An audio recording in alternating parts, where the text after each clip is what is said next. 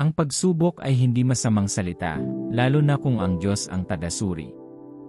Ang layunin ng pagsubok ng Diyos ay hindi para parusahan ka. Sinusubukan niya ang kanyang mga anak na palakasin ang kanilang relasyon sa kanya, itaas sila, at pagkatiwalaan sila sa mas maraming bagay. Kung hindi ka pa nasusubok, hindi ka mapagkakatiwalaan. Bagamat alam ng mga mananampalataya na ang mga pagsubok ay tiyak na darating at dapat maging handa para sa kanila, karamihan ay hindi alam kung paano sinusubok ng Diyos ang kanyang mga anak. Sa video na ito, titingnan natin ang 10 paraan na sinusubok ng Diyos ang kanyang mga anak, at ang 7 ay ang pinakakaraniwan, ngunit maraming tao ang nakakaligtaan nito dahil naghahanap sila ng madaling paraan. Hindi nila napagtanto na paraan ito ng Diyos para subukan sila. Dumating ang mga pagsubok bago ka ma-promote mula sa isang klase patungo sa isa pa. Sinusubukan ka bago ka makakuha ng trabaho. Marami ang mga pagsubok sa iyong pang-araw-araw na buhay, ngunit may isang pagsubok na hindi gustong harapin ng karamihan ng mga tao. Gusto nilang ibigay sa kanila ng Diyos ang lahat ng gusto nila kung kailan nila gusto. Nais nilang humingi ng malalaking bagay mula sa Kanya, at ipagawa sa Kanya ito para sa kanila nang hindi sila sinusubok. Well, ang mga bagay ay hindi gumagana sa ganoong paraan. Bago ka itaguyod ng Diyos, susubukin ka niya. Bago mo makuha ang malaking bagay na iyong ipinagdarasal, kailangan mong makapasa sa isang pagsubok. Ang pagpasa sa isang pagsubok ay magdadala sa iyo sa punto kung saan maaari mong makuha ang bagay na gusto mo, at hindi ito isang beses na bagay. Kung mas mataas ka, mas maraming pagsubok ang kailangan mong harapin upang patuloy na umakyat ng mas mataas. Bago tayo magpatuloy, mangyaring mag-subscribe sa channel na ito kung hindi mo pa nagagawa iyon dati. Salamat po. Paano sinusubok ng Diyos ang kanyang mga anak? Mayroon ba siyang pattern na ginagamit niya, at paano mo malalaman kung sinusubok ka ng Diyos? Narito ang 10 paraan na sinusubok ng Diyos ang kanyang mga anak bago magbago ang kanilang katotohanan. Numero 1. Hinihiling sa iyo na ilatag ang mga bagay na gusto mo. Isa sa mga unang pagsubok na dapat mong lagpasan bago ibigay ng Diyos ang anuman sa iyong mga kamay ay ang pagsubok ng pag-ibig. Dito sinusuri ng Diyos ang lahat ng gusto mo para matiyak na mahal mo siya ng higit sa kanila. Maaaring hilingin niya sa iyo na ilatag ang mga bagay na iyon. Kung hindi mo kayang gawin iyon, senyales na mahal mo sila kaysa sa Diyos. Halimbawa, si Abraham ay lumakad na kasama ng Diyos sa loob ng ilang sandali at nagpakita ng nasubok na pananampalataya. Gayunpaman, kailangan pa rin niyang makapasa sa pagsubok sa pag-ibig. Kinausap siya ng Diyos isang araw at inutusan siyang ihandog ang kanyang anak, si Isaac, ang anak na mahal niya. Bagaman ito ay walang alinlangan na isang mahirap na utos, si Abraham ay sumunod. Matapos ang kanyang pagsunod, itinaas ng Diyos ang kanyang katayuan, tinatakan ang isang henerasyong tipan ng mga pagpapala para sa kanya. Inilalarawan ng Biblia ang Diyos bilang isang mapanibughuing Diyos. Tulad ng isang naninibugho na manliligaw, nais niyang manatili ang pinakamahalaga sa iyong puso at ang pinakamamahal mo. Kapag nakita ng Diyos na walang bagay na hindi mo maaaring ibigay para sa Kanya, nagsisimula siyang magtiwala sa iyo sa mga bagay na hindi mo maiisip. Bilang 2. Hinihiling sa iyo na gumawa ng mga hindi ka panipaniwalang bagay. Kadalasan, bago ka itaas ng Diyos, dapat mong patunayan ang iyong sarili na mapagkakatiwalaan. Ang pagpapatunay sa iyong sarili ay maaaring may kinalaman sa paghiling sa iyo ng Diyos na gawin ang mga bagay na hindi natural na makatuwiran. Halimbawa, nang sabihin ng Diyos kay Abraham na lisanin ang kanyang bansa, at lumipat sa isang lupaing ipapakita niya sa kanya. Ang pagsunod ni Abraham sa radikal na pagkilos na ito ay nagpahintulot sa kanya na maging bahagi ng mas dakilang plano ng Diyos. Ang pagsubok na dapat mong lagpasan ay maaaring may kinalaman sa paggawa ng mga radikal na bagay para sa Diyos batay sa kanyang mga tagubilin, mga bagay na hindi mo natural na hilig. Ang mga pagkilos na ito ay maaaring magmukhang kakaiba sa mga nasa paligid mo. Tingnan si Daniel at ang kanyang 3 kaibigang Hebreo na tumangging kumain ng pagkain ng hari at piniling kumain ng pulso sa halip. Bagamat hindi tahasang binanggit ng Biblia na ang Diyos ang humiling sa kanila na gawin iyon, makikita ito bilang isang pagsubok na kailangan nilang lampasan. Ang kanilang pagpili ang nagbukod sa kanila, at sa halip na mawala sa dilim tulad ng iba, tinamasa nila ang kaluwalhatyang sumunod.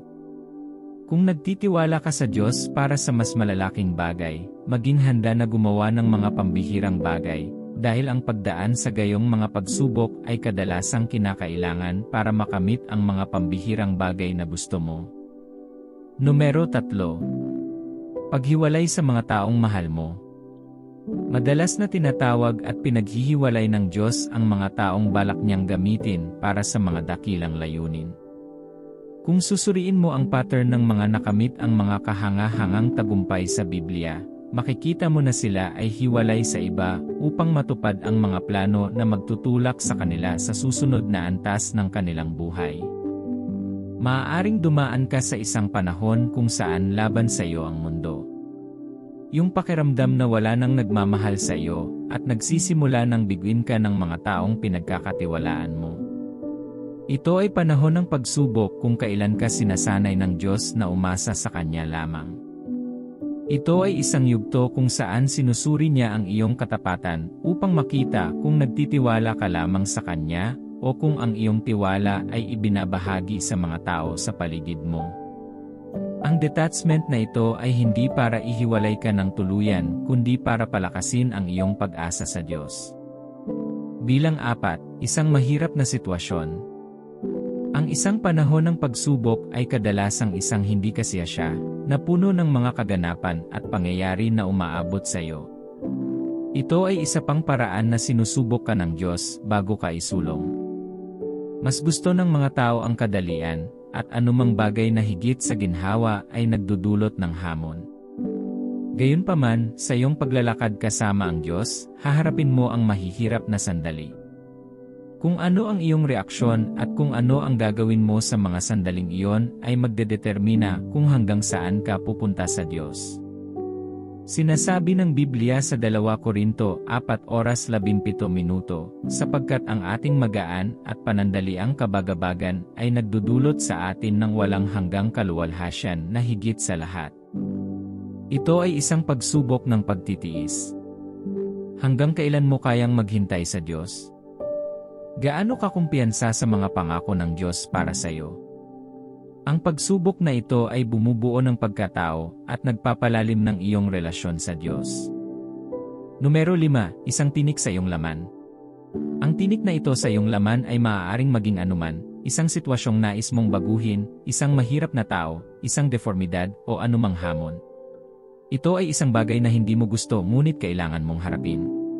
Binanggit ni Pablo ang pagkakaroon ng tinik sa kanyang laman, at sa tuwing ipinagdarasal niya ito, sinabi sa kanya ng Diyos na sapat na sa kanya ang kanyang biyaya.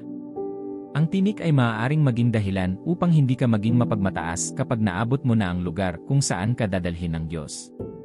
Ito ay nagsisilbing paalala kung saan ka nanggaling, na nagbibigay diin na ang iyong mga nagawa ay hindi lamang sa pamamagitan ng iyong mga pagsisikap. Numero 6, mga panalangin na tila hindi nasagot. Ang isa pang pagsubok na pinagdadaanan mo ay ang panahong iyon kung saan tila ang iyong mga panalangin ay nabibingi sa mga tainga, isang oras kung saan lumilitaw na ang Diyos ay tahimik at ang mga bagay ay bumabagsak sa iyong buhay. Ito ay isang pagsubok sa pananampalataya, tulad ng naranasan ng mga disipulo nang maglakbay sila sa bangka kasama si Jesus sa panahon ng bagyo. Si Jesus ay natutulog, lumilikha ng isang pakiramdam na wala siyang pakialam kung sila ay umunlad o hindi, na sinasalamin kung ano ang maaaring madama nito sa iyong buhay.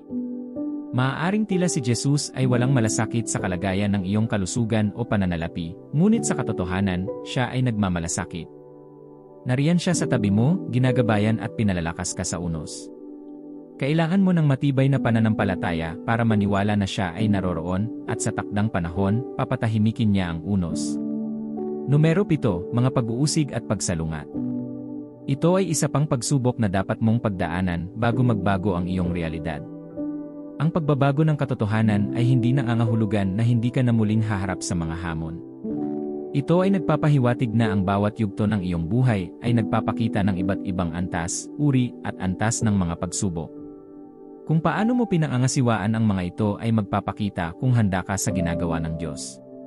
Sinabi ni Jesus sa Juan 16:33, sa mundong ito, magkakaroon kayo ng problema. Ngunit lakasan ang loob. Dinaig ko na ang mundo. Maaaring kailanganin mong tiisin ang kahirapan, harapin ang pagkamuhi ng mga tao, at maranasan ang pag-uusig. Ang mga pagsubok na ito ay bahagi ng proseso, at ang pagdaig sa mga ito ay nagpapalakas sa iyong pagkatao at naghahanda sa iyo para sa mga pagbabagong inilaan ng Diyos. Numero 8, pagkatalo. Ang isa pang paraan na maaaring subukin ka ng Diyos ay sa pamamagitan ng pagkawala ng mga bagay, lalo na ang mga mahal mo at posibleng makita ang iyong pagkakakilanlan. Ang maranasan ang pagkawala ay maaaring maging masakit at mapaghamong para sa karamihan ng mga tao. Sa makatuwid, ang pagdarasal at pagtatamo ng lakas upang matiis ang panahong ito ng pagsubok ay napakahalaga. Ang pag-asa lamang sa iyong lakas o paghahangad ay maaaring humantong sa mga nakakagulat na pagkabigo. Ang pagkawalang ito ay maaaring mangyari pagkatapos mong utusan ng Diyos na kusang loob na ibigay ang mga ito. Halimbawa, maaari mong maramdaman ang pag-udyok na huminto sa iyong trabaho at magsimula ng bago, kahit na ang ideya ay tila walang kabuluhan. Sa kabila ng pagdarasal para sa pagpapalawak ng pananalapi, paulit-ulit na dinadala ng Diyos ang ideya ng pagtigil sa iyong trabaho upang magsimula ng ibang bagay sa iyong pansin. Gayunpaman, patuloy kang nagtatrabaho dahil ang pagtigil sa iyong trabaho ay hindi parang isang tagumpay. Maaaring dahilan ng Diyos na mawalan ka ng trabahong iyon, na humantong sa iyong pagtuunan ng pansin sa huli kung ano ang gusto niyang gawin mo. Ang panahon ng pagkawala ng trabaho at pagsisimula sa kung ano ang hinihiling ng Diyos sa iyo na simulan ay maaaring hindi komportable sa pananalapi. Maaaring kailangan mong gumawa ng mga makabuluhang pagsasaayos. Kung hindi ka sapat na nagtitiwala sa Diyos, maaari mong talikuran ang kanyang mga tagubilin upang kumuha ng ibang trabaho. Gayunpaman, ang pagtitiis sa panahong ito ay isang hakbang sa isang buhay na may kasaganaan. Sa pamamagitan ng prosesong ito, matututo ka ng mahahalagang aral na magiging instrumento kapag dumarating ang kasaganaan sa iyo. Kapag nagsimula kang mawalan ng mga bagay, bigyang pansin dahil maaaring dumaan ka sa isang panahon ng pagsubok. Bukod pa rito, maaaring sinusuri ng mga pagsubok na ito ang iyong debosyon sa Diyos. Naglilingkod ka ba sa Diyos dahil sa lahat ng bagay na iyon o talagang mahal mo ang Diyos? Pagnilayan ang kwento ni Job. Sinabi ni Satanas sa Diyos na si Job ay naglilingkod sa kanya dahil sa mga pagpapala at ang pag-ibig ni Job sa Diyos ay nasubok. Sa kabutihang palad, nakapasa siya sa pagsusulit. Ang iyong pagmamahal sa Diyos ay masusubok din. Papasa ka ba sa pagsusulit? Numero 9, munting takdang aralin. Kadalasan, maaari kang maniwala na may ilang bagay sa ilalim mo batay sa iyong edukasyon, mga nagawa, o katayuan sa lipunan. Hindi ka dapat magtaka kung hihilingin sa iyo ng Diyos na gawin ang mga bagay na iyon sa mga puntong iyon. Halimbawa, maaari mong makita ang iyong sarili bilang karapat-dapat at kwalipikadong maging susunod na manager ng iyong kumpanya. Gayunpaman, kapag ginawa ang opisyal na anunsyo, makikita mo ang iyong sarili na itinalaga bilang katulong sa isang taong itinuturing mong hindi gaanong kwalipikado. Ito ay kapag ang iyong ego ay natigilan, at hindi mo maintindihan kung ano ang kwalipikado sa taong iyon na maging iyong superior. Maaari ka ring mademote o mawalan ng trabaho, para lamang makakuha ng mas mababang posisyon sa iyong bagong trabaho. Sa ganitong sitwasyon, ang Diyos ay nagmamasid upang makita kung paano mo hahawakan ang trabaho, kung baliwalain mo ba ito o hahawakan ng may biyaya. Katulad nito, kung pinagkakatiwalaan mo ang Diyos para sa isang bata, maaari kanyang turuan na alagaan ang mga anak ng iyong kapwa o alagaan ang mga bata sa simbahan. Tinutukoy ng mga pagsubok na ito ang iyong katapatan bago ibigay ng Diyos ang isang mas malaking gawain sa iyong mga kamay. Sinasabi ng Biblia sa Lucas 16:10 -12, ang sinumang mapagkakatiwalaan sa kakaunti ay mapagkakatiwalaan din sa marami, at sinumang hindi tapat sa kakaunti ay hindi rin magiging tapat sa marami. Kaya kung hindi ka naging mapagkakatiwalaan sa paghawak ng makamundong bagay, kayamanan, sino ang magtitiwala sa iyo ng tunay na kayamanan? Ang Diyos ay madalas na nagbibigay ng isang maliit na tungkulin sa iyong mga kamay, isang bagay na maaari mong isaalang-alang sa ilalim mo, bilang isang paraan ng pagsubok upang makita kung paano mo pinangangasiwaan ang mga gawaing iyon bago kanya ipagkatiwala sa mas malalaking responsibilidad. Habang nananalangin ka sa Diyos para sa mahahalagang bagay, maging tapat sa maliliit na gawain na kailangan mong gawin. Lumapit sa kanila ng may katapatan. Kung ito ay nagsasangkot ng paglilingkod sa iba, gawin ito ng may kagalakan. Kung ito ay nangangailangan ng paghawak sa tila mababang mga takdang aralin, lapitan sila ng may parehong debosyon, tulad ng iyong paghawak sa mas malalaking gawain na iyong ipinagdarasal. Kapag palagi kang nagpapakita ng katapatan sa maliliit na bagay na ito, magiging kwalipikado ka para sa mga pagpapalang taimtim mong ipinagdarasal. Numero 10, mga pagkabigo. Hindi mo mabibigyang puri ang Diyos sa maraming beses na hindi natuloy ang mga bagay-bagay at kinailangan mong kanselahin ang iyong mga plano. Ngunit minsan, hinahayaan ng Diyos na subukan ka ng mga kabiguan na iyon bago kanya tuluyang ilunsad sa mas mataas na lugar. Kapag naitakda mo na ang iyong puso sa kung ano ang magiging mga bagay, ngunit sa kalaunan, hindi sila pupunta sa ganoong paraan, nais ng Diyos na makita kung ano ang iyong magiging reaksyon. Magwawala ka ba? Sisigawan mo ba ang Diyos? Tatawagin mo ba siyang hindi tapat o magtitiwala ka ba sa Kanya? Maniniwala ka ba na kung ang mga bagay ay hindi nangyayari sa iyong paraan, okay lang kung ito ay pupunta sa kanyang paraan, kung saan ang tamang paraan? Bilang tao, gusto mong kontrolin. Gusto mong malaman kung paano gagana ang lahat at ang prosesong gagawin nito. Kaya naman naniniwala ka lang pagkatapos mong makita. Ngunit sa Diyos, hindi ganoon ang mga bagay. Kailangan mong magtiwala sa Diyos na pangunahan ka. Ibinigay mo ang kontrol sa iyong buhay sa Kanya at sumuko. Kapag hindi mo paganap na nailalatag ang iyong mga plano sa Diyos o nagpupumilit na gawin ang Kanyang kalooban, maaari mong pahabain ang iyong pananatili sa ilang. Patuloy kang susubukin ng Diyos sa maraming iba't ibang sitwasyon na susubok sa antas ng iyong pagsuko. Ito ay kung kailan mo ganap na masusunod ang Kanyang plano, anuman ang iyong plano para sa iyong sarili, na maaari kang lumipat mula sa kung nasaan ka patungo sa kung saan Kanya gusto. Ang Diyos ang dahilan ng mga bagay na ito na mangyari, pinahihintulutan ang mga ito, o tinuturuan ka sa mga bagay na mahirap sa tao, lahat upang masuri ang kalagayan ng iyong puso. Ang sabi ng Biblia, ang Panginoong Diyos ay sumisiyasat sa mga bato ng puso. Sinusuri niya ang kalagayan ng iyong puso sa bawat punto, at iyon ang kanyang pangunahing alalahanin. Nais ng Diyos na maging sentro ng iyong puso, at nais mong magtiwala ka sa Kanya. Hindi niya kayang ibigay sa iyo ang lahat ng gusto mo at baguhin ang iyong buhay sa paraang gusto mo, ngunit mas nag-aalala siya sa estado ng iyong puso at kung sino ka sa proseso. Ang Diyos ay ayaw magbigay sa iyo ng anumang bagay na maaaring maging isang silo sa iyo. Sinusubukan niya ang iyong pagsunod, pagmamahal, pagtitiwala, katapatan, at debosyon. Upang makapasa sa mga pagsubok na ito, kailangan mo ng biyaya, lakas, at tulong. Hindi mo sila malalampasan sa iyong kapangyarihan lamang, kaya ang pagdarasal at paghingi sa Diyos ng biyaya upang makapasa sa pagsubok ay napakahalaga. Ang tunay na pag-unlad sa buhay ay kadalasang nakasalalay sa pagpasa sa mga pagsubok na ito. Tinitiyak ng Diyos ang katiyakan ng iyong pagkatao bago ibigay ang ilang bagay sa iyong mga kamay. Sa makatuwid, habang nananalangin ka sa Diyos na gamitin ka sa mga tiyak na larangan, maging handa sa mga pagsubok na magdadala sa iyo sa mga larangang iyon. Kung bumagsak ka sa pagsusulit, maaaring kailanganin mong manatili sa antas na iyon upang muling kunin ang pagsusulit. Minsan, makikita mo pa rin ang iyong sarili sa isang partikular na sitwasyon dahil hindi ka nakapasa sa pagsubok. Ang mga Israelita ay dapat na gumugol lamang ng ilang araw sa kanilang paglalakbay mula sa Ehipto patungong Kanaan, ngunit gumugol sila ng 40 taon. Nakita ng Diyos na hindi pa sila handa, at sa kalagayan ng kanilang mga puso, kung mabilis silang makarating sa Kanaan, maaari silang bumalik sa Ehipto. Kaya, pinananatili niya silang gumagala sa ilang upang magdulot ng pagbabago ng isip. Ang himalang hinahanap mo ay hindi kasing layo ng iniisip mo.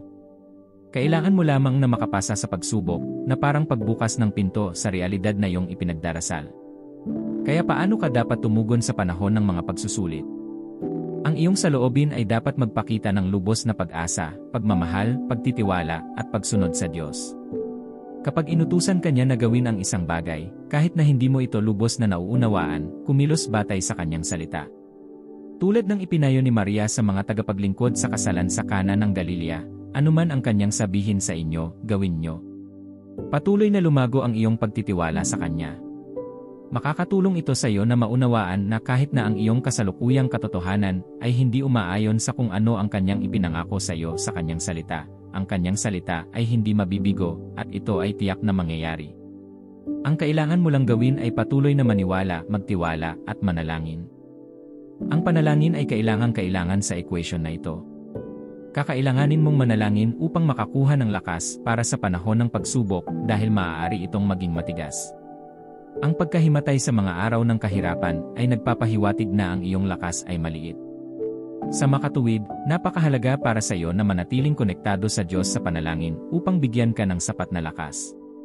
Sa sinabi nito, oras na para humarap sa Diyos at kumuha ng lakas mula sa Kanyang presensya. Manalangin tayo. Ama, salamat sa iyong kamangha-manghang pagmamahal sa akin. Alam ko na ang iyong mga iniisip para sa akin ay kapayapaan at hindi kasamaan, upang bigyan ako ng pag-asa at kinabukasan. Kung ano ang mayroon ka para sa akin, ay higit na higit sa anumang bagay na mayroon ako kailanman. Ang mga pagsubok na ito ay wala dito dahil kinasusuklaman mo ako, nandito sila dahil mahal mo ako. Wala sila rito dahil natutuwa kang pagmasdan akong nagdurusa, nandito sila dahil gusto mo akong lumaki. Bigyan mo ako ng biyaya na magkaroon ng tamang saloobin sa mga pagsubok ng aking pananampalataya. Nagdarasal ako para sa awa sa tuwing nabigo ako sa pagsubok ng pananampalataya, at dahil doon, kinailangan kong manatili sa kinatatayuan ko. Dalangin ko na ngayong alam ko na ang mga pagsubok, maging masensitibo ako at kumilos para malampasan ang mga ito. Panginoon, tulungan mo akong makapasa sa pagsubok. Hindi ako magiging sobrang attached sa mga bagay na hindi ko mailalagay kapag hiniling mo sa akin.